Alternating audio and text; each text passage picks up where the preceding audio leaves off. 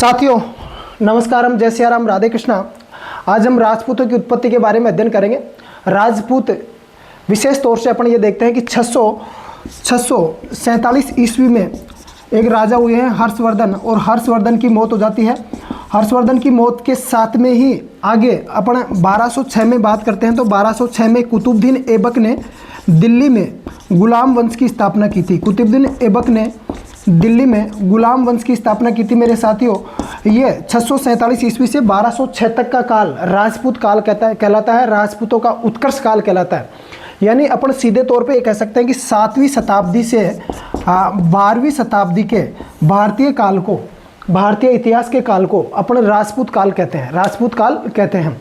यानी 647 से 1206 तक अपन सीधे तौर पे कह सकते हैं कि 7वीं शताब्दी से 12वीं शताब्दी के बीच के काल को राजपूत काल कहते हैं। मेरे साथियों, ये जो राजपूत हैं विशेष तौर से शौर्य, वीरता और बलिदान के लिए जाने जाते हैं। अपन राजस्थान के बारे में भी देखते हैं कि राजस्थान में 19 रियासतें थी। 19 रियासतों में से 17 राजा राजपूत थे। 19 रियासतों में से 17 राजा राजपूत थे मेरे साथियों, क्योंकि इस प्रदेश को, इस राजस्थान के प्रदेश को अपन राजपूताना कहते हैं। क्या कहते हैं? राजपूताना कहते हैं। वैसे राजपूताना सबसे पहले जॉर्ज थॉमस ने कहा, और जॉर्ज थॉमस ने 18वीं शताब्दी में कहा, क्योंकि ये यहाँ पर राजपूतानों का रण कण कण में राजपूताना विद्यमान था। 19 रियासतों में से 17 राजा राजपूत थे। और राजस्थान शब्द को भी अपन देखते हैं ना, तो राजस्थान है मेरे साथियों। राजस्थान, रा से राजपूत तेवर है। जैसे जय हो एक लिंग की, सह से याद हमें आती है, सांगा जैसे एक सिंह की, और था से थाती पुरखों की, जिसे दुर्ग सैकड़ों गाते हैं, नए से नमन उन वीरों को जिनसे हम जाने जाते हैं। तो ये राजपूताना है मेरे साथियों। तो ये राजपूतों की उत्पत्ति कैसे हुई, इस संबंध में इतिहासकारों का एक मत नहीं है, अलग अलग मत है। इतिहासकार अपना अलग अलग मत प्रस्तुत करते हैं। सबसे पहले अग्निकुंड की बात आती है कि अग्निकुंड से राजपूतों की उत्पत्ति हुई है। पहला मत है अग्निकुंड के संबंध में पृथ्वीराज रासो। मेरे साथियों, पृथ्वीराज रासो एक ग्रंथ है। ये ग्रंथ है मेरे साथियों, ये पुस्तक है पृथ्वीराज रासो। पृथ्वीराज रासो, और ये चंद्रवरदायी ने लिखी थी। चंद्रवरदायी ने लिखी थी। और ये जो चंद्रवरदायी है, हिंदू सम्राट, दिल्ली के अंतिम हिंदू सम्राट पृथ्वीराज चौहान का दरबारी कवि था। अंतिम हिंदू सम्राट पृथ्वीराज चौहान हुए हैं। पृथ्वीराज चौहान ये अंतिम हिंदू सम्राट थे, और इनके दरबारी कवि थे। दरबारी कवि कौन था? चंद्रवरदायी। और चंद्रवरदायी ने पृथ्वीराज रासो लिखी। मेरे साथियों, इस पृथ्वीराज चौहान और इसी के साथ में मोहम्मद गोरी गजनी का था मेरे साथियों। ये गजनी कहाँ है? गजनी अफगानिस्तान में है मेरे साथियों। अफगानिस्तान में है। गजनी का शासक था मोहम्मद गोरी, और आक्रमण करता है भारत पर। तराइन का प्रथम युद्ध दोनों के बीच में लड़ा जाता है जबरदस्त तरीके से। तराइन के मैदान में हरियाणा में लड़ा जाता है तराइन का प्रथम युद्ध 1191 में लड़ा जाता है मेरे साथियों। 1191 में, और मोहम्मद गोरी पराजित होता है। मोहम्मद गोरी क्या होता है? पराजित होता है मेरे साथियों, बुरी तरीके से पराजित होता है, और पृथ्वीराज चौहान की विजय होती है। लेकिन पृथ्वीराज चौहान कुछ कमियों के कारण, कुछ निरस्ता के कारण हड़के में ले लिया, और पुनः 1192 में ये आकर छद्म वेश में 1192 में सुबह आक्रमण कर देता है। जब जनता सोई हुई थी तब छल कपट से आक्रमण करता है। कौन? 1192 में मोहम्मद गोरी पुनः आक्रमण करता है। तराइन का द्वितीय युद्ध होता है 1192 में, द्वितीय युद्ध होता है, और द्वितीय युद्ध में पृथ्वीराज चौहान की हार होती है। पृथ्वीराज चौहान को बंदी बनाकर ये गजनी ले जाता है। कहाँ ले जाता है मेरे साथियों? ये बंदी बनाकर गजनी ले जाता है, और गजनी ले जाता है तो मेरे साथियों, गजनी ले जाकर इनकी दोनों आंखें फोड़ दी जाती हैं। किसकी? पृथ्वीराज चौहान की दोनों आंखें फोड़ दी जाती हैं। लेकिन पृथ्वीराज चौहान के साथ में उनका कवि चंद्रवरदायी साथ में था। दोनों आंखें फोड़ दी जाती है। चंद्रवरदायी साथ में था। ऊपर बैठा हुआ था मोहम्मद गोरी, और नीचे बंधे हुए थे कौन? पैरों में कड़ियाँ, वो सांकड़ थी किनके? पृथ्वीराज चौहान के। तो आंखें फूट चुकी थी, लेकिन उनका धनुष बाण, उनका तीर उनके पास में था। तब चंद्रवरदायी कवि अपनी कविता के माध्यम से कहता है कि 4 बास 24 गज 8 अंगुल प्रमाण, ताऊ पर बैठो सुल्तान, मत चूकर है चौहान। तो शब्द भेदी बाण चलाता है कौन?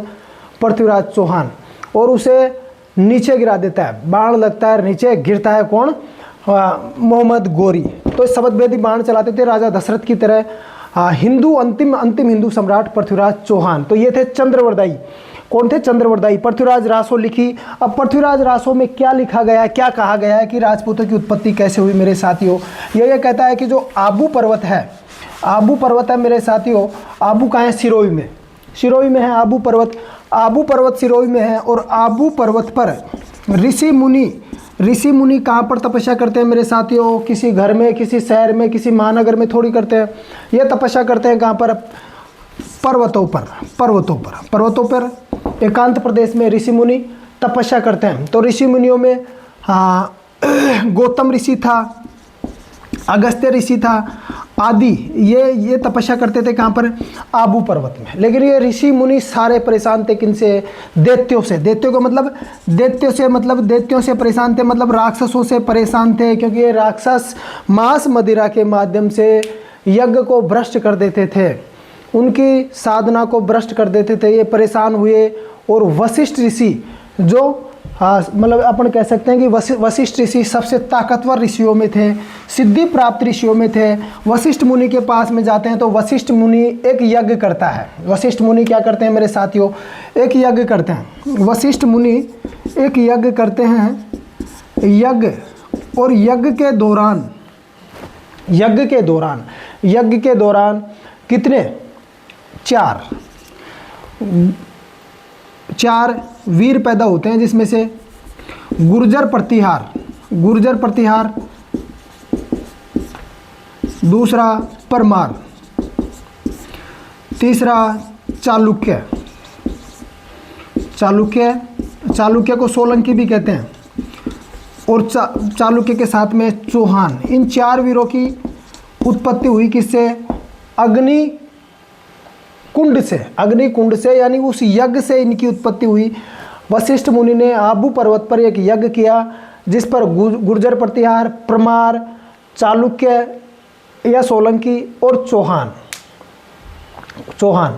गुजरात पर चल चौहान। अब इसकी ट्रिक हो सकती है मेरे साथियों, इसको ऐसे याद कर सकते हो कि गुजरात पर चल चौहान, गुजरात पर चल चौहान। गुजरात से गुर्जर प्रतिहार हो गया, पर से परमार हो गया, चल से चालुक्य हो गया और चौहान स्वतंत्र तौर से है। गुजरात पर चल चौहान। तो ये चारों वीर पैदा हुए। तो राजपूतों की उत्पत्ति अग्निकुंड से हुई।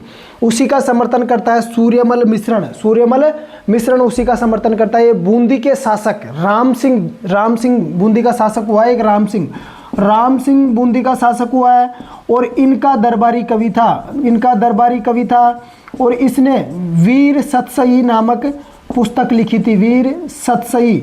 इसी के साथ में एक पुस्तक और थी, वंश भास्कर। ये पुस्तक लिखी थी।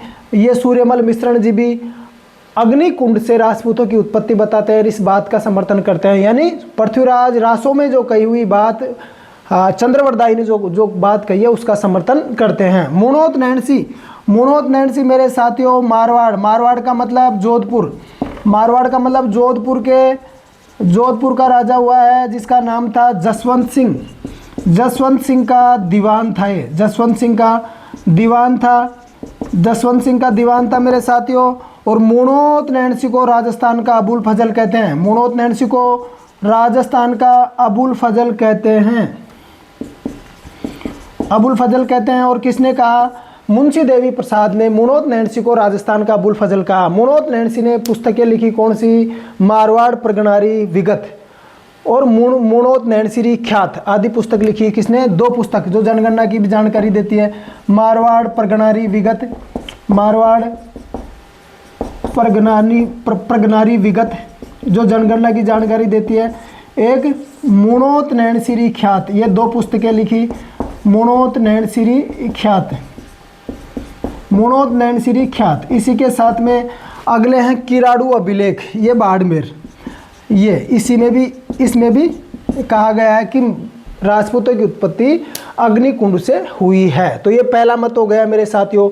दूसरा मत, इसको ऐसे याद कर सकते हैं कि 4 वीर कैसे पैदा हुए? गुजरात पर चल चौहान, यानी गुर्जर प्रतिहार, परमार, चालुक्य और चौहान। 4 वीर पैदा हुए यज्ञ से, जो वशिष्ठ मुनि ने यज्ञ किया, उससे 4 वीर पैदा हुए जो गुर्जर प्रतिहार, परमार, चालुक्य या सोलंकी और चौहान पैदा हुए। तो अग्निकुंड से उत्पत्ति चंद्रवरदाई का मुख्य मत और चंद्रवरदाई की बात का समर्थन करते हैं सूर्यमल मिश्रण साहब, मोणोत नैन्सी साहब, मोणोत नैन्सी और किराड़ू अभिलेख बाड़मेर में, यह इस बात का समर्थन किया गया। अगली बात है कि ब्राह्मणों की उत्पत्ति किससे हुई है, सॉरी राजपूतों की उत्पत्ति किससे हुई है, ब्राह्मणों से हुई है। राजपूतों की उत्पत्ति ब्राह्मणों से हुई है। जब इस बात का समर्थन करने वाले हैं डॉक्टर भंडारकर, मुख्य तौर से डॉक्टर भंडारकर। अब देखो इनको कैसे याद करना है मेरे साथियों, देखो अपन यज्ञ करवाएंगे, ब्राह्मण को दान देंगे, तो क्या कहेगा कि आपके भंडार हमेशा भरे रहे, आपके भंडार हमेशा भरे रहे, भंडार हमेशा भरे रहे, ये कहेगा। तो ब्राह्मणों से उत्पत्ति बताते हैं राजपूतों की, तो एक तो भंडारकर, ब्राह्मण को दान देंगे, ब्राह्मण से यज्ञ करवाएंगे, तो ब्राह्मण क्या कहेगा कि आपके भंडार हमेशा भरे रहे, तो डॉक्टर भंडारकर हो गया एक। तो एक वैसे ब्राह्मण और वैसे बिजोलिया, बिजोलिया शिलालेख में भी इस बात का समर्थन किया गया है कि राजपूतों की उत्पत्ति ब्राह्मणों से हुई है। पिंगल सूत्रकृति और मंडोर शिलालेख VN पाठक और गोपीनाथ शर्मा इस बात का समर्थन करते हैं कि डॉक्टर भंडारकर का मुख्य मत था और डॉक्टर भंडारकर की बात का समर्थन करते हैं। इन सब में यह दर्शाया गया है कि राजपूतों की उत्पत्ति ब्राह्मणों से हुई है। अब देखो मेरे साथियों, भंडार भरे रहे, वैसे ब्राह्मण वैसे बिजोलिया। अब इसको आप PMV पिंगल सूत्रकृति, मंडोर शिलालेख और VN पाठक और गोपीनाथ शर्मा को अलग से याद करना है। तीसरा मत है सूर्यवंशी और चंद्रवंशी, सूर्यवंशी और चंद्रवंशी। अब सूर्यवंशी का मतलब क्या होता है और चंद्रवंशी का मतलब क्या होता है? सूर्यवंशी का मतलब होता है कि राम व लवकुश के वंशज, ये तो क्या कहलाते हैं? सूर्यवंशी। और चंद्रवंशी कृष्ण और अर्जुन के वंशज सूर्यवंशी कहलाते हैं। कृष्ण व अर्जुन के वंशज सूर्यवंशी कहलाते हैं मेरे साथियों। तो GH ओझा, उसी के साथ में अग्निपुराण, हमीर महाकाव्य नयनचंद्र सूरी ने लिखा, पृथ्वीराज विजयम जयनक भट्ट ने लिखा। तो इनमें समर्थन किया गया है कि ये सूर्यवंशी और चंद्रवंशी हैं, सूर्यवंशी और चंद्रवंशी हैं, सूर्यवंशी और चंद्रवंशी हैं। साथियों चौथा मत है कि राजपूत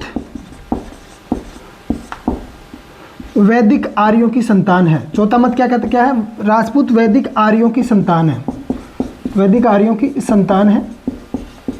चौथा मत जो वैदिक राजपूतों को वैदिक आर्य की संतान बताते हैं उसमें पहला है GH ओझा। GH ओझा साहब का मतलब है गौरीशंकर हीराचंद ओझा। GH ओझा गौरीशंकर हीराचंद ओझा।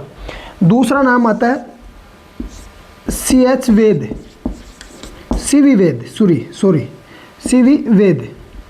और तीसरा मनु स्मृति ये कहती है, मनु स्मृति ये कहती है कि राजपूत वैदिक आर्यों की संतान है, वैदिक आर्यों की संतान है, राजपूत वैदिक आर्यों की संतान है। अगला मत क्या है कि विदेशियों की संतान है राजपूत। पांचवा मत क्या है? राजपूत विदेशियों की संतान है, विदेशियों की संतान है। इसमें अब विदेशी मत बताते हैं तो इसमें विदेशी आदमी आएंगे। सबसे पहले तो colonel James Tod, colonel James Tod. ये कर्नल जेम्स टोड मेवाड़ का पॉलिटिकल एजेंट बनकर आया था और इसको राजस्थान का इतिहास का जनक कहते हैं। 1829 में पहली पुस्तक इसने प्रकाशित की थी। कौन सी थी? Enlarge securities of Rajasthan, central western Rajput states of India. Colonel James Tod. दूसरा नाम है सिम्थ, दूसरा है सिम्थ, सिम्थ। और तीसरा नाम है William Crooke, William Crooke, William Crooke. अब कर्नल जेम्स टोड तो विदेशियों में भी बताते हैं कि सक्सीतियन की संतान है। सक्सीतियन जो कहा विदेशी जातियाँ थी ना, इनकी संतान है, सक्सीतियन की संतान है। कौन कहता है? Colonel James Tod. विदेशियों में भी सक्सीतियन बताता है। और जो सिम्थ है ये हूणों की संतान बताता है, राजपूतों को हूणों की संतान बताता है, हूणों की संतान बताता है। हूणों की संतान, राजपूत किसकी? हूणों की संतान है।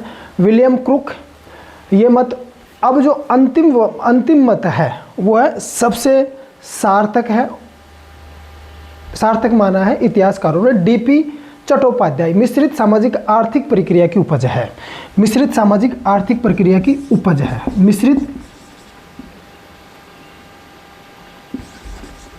मिश्रित आर्थिक सामाजिक प्रक्रिया की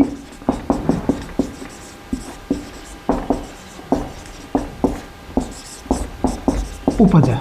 कौन कहता है? DP Chattopadhyay, DP Chattopadhyay, DP Chattopadhyay ये कहता है कि जो राजपूत है मिश्रित आर्थिक सामाजिक प्रक्रिया की उपज है, राजपूत मिश्रित आर्थिक सामाजिक प्रक्रिया की उपज है, डीपी चट्टोपाध्याय।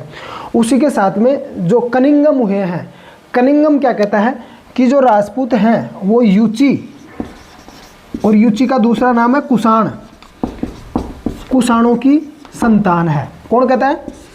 कनिंघम। कनिंघम साहब ये कहते हैं कि राजपूत किनकी?